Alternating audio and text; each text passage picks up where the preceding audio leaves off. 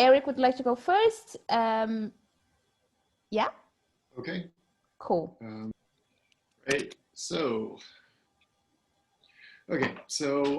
my name is Eric Soroos. I work for Derilinx. We do open data stuff, and we are hiring. So talk to me if you are interested. We do Python and other stuff. I'm going to talk about big data on the laptop, and this is new tools and old tools. So this is a project that we picked up. We're hosting this. We didn't develop this originally. This is the Global Electrification Project. We have information on 60 countries. It's projections of what kind of investment in infrastructure will lead to more electrification. There's up to 1 million clusters per country, 200 scenarios. It's 2 billion rows, and it's a 1.8 terabyte PostgreSQL instance.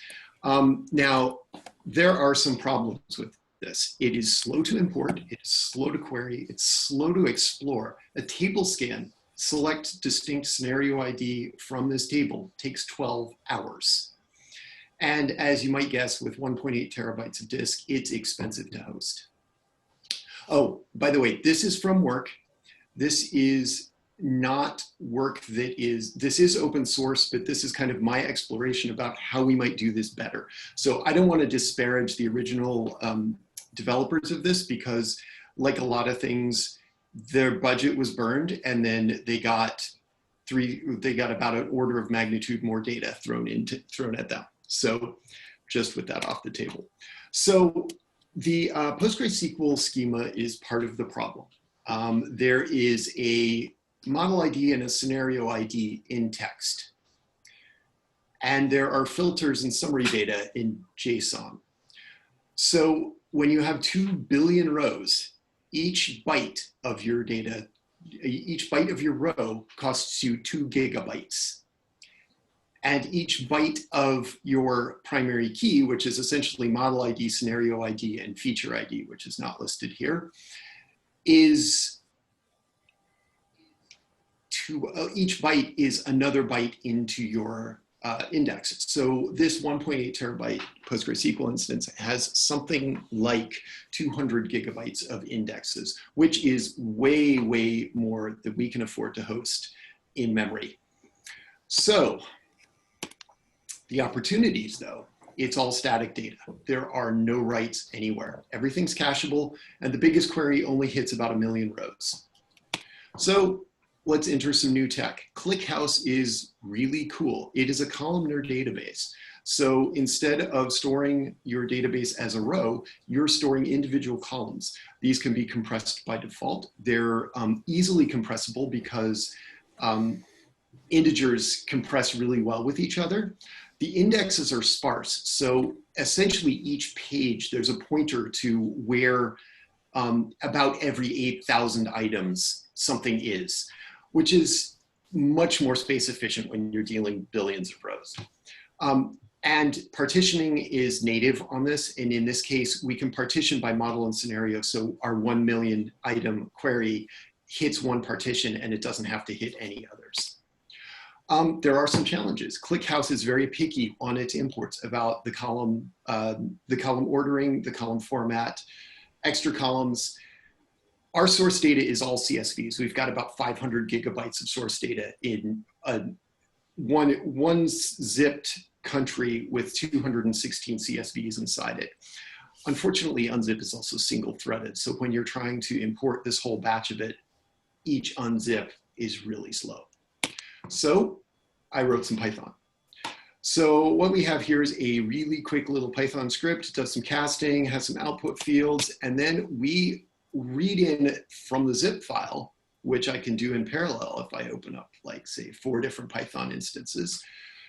Read it with a dict reader, write it with a dict writer. Cast what I need, process what I need. Now, it turns out this is really fast. For one of the countries that I was benchmarking, we can do about 2 gigabytes per minute of compressed CSV, and that is effectively 250 megabytes of uncompressed every 8 seconds per core. So it scales really nicely with physical cores, but hyperthreading doesn't get you anything. So that took roughly a day to import. And that was on the old style where I unzipped single threadedly with a 72 gig total data size, which is enough to fit on my, is small enough to fit on my laptop. Table scans, this says 20 seconds, it's actually faster than that. And common queries in 1 second. So I'm gonna just pop over here to my Clickhouse install, and I'm gonna say, here is a table scan that will scan everything.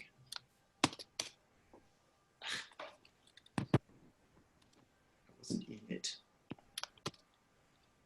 So this is running on a not terribly big server. So we're scanning millions of rows per second. I'm getting, looks like it's going to take about 20 seconds to do a full table scan on this thing. It'll process my 2 billion rows really quick. I'm going to go over here, and this is one of our standard queries. This query takes like 45 seconds on this particular one. And that was faster than you can blink. 0.88088 seconds. So in production, that's a 45-second query. If we weren't caching, it would time out. But we can do that in well under a second now on not terribly fast equipment. So that is how I am fitting smaller or big data on a smaller machine. And if you are interested in doing stuff like this, talk to me. How would this compare to PyArrow Parquet?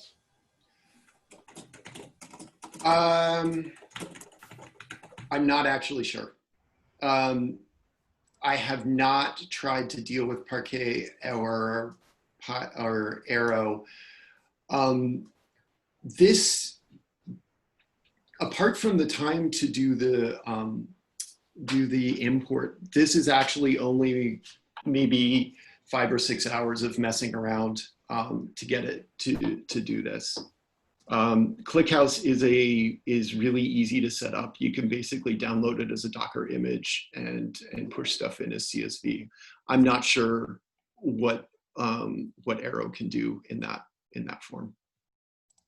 So I'm sorry, I don't really know. It's okay. We forgive you.